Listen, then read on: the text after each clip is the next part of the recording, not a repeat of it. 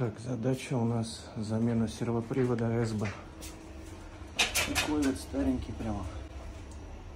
Старенький. Сейчас будем менять, тестить.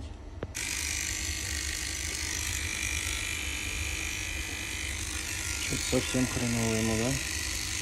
Вот такой вот новенький. Ара СБ.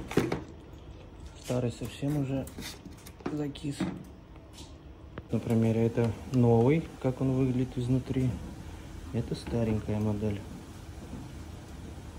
Совсем все по-другому. Так, тут еще на трехходовом выяснилось то, что шток пропускает, капает. И гаечка. Ну, вообще из штока прямо херачит. Все мокрое. Опасненько, да? Опасненько. Ну, конечно, уже старое оборудование менять пора.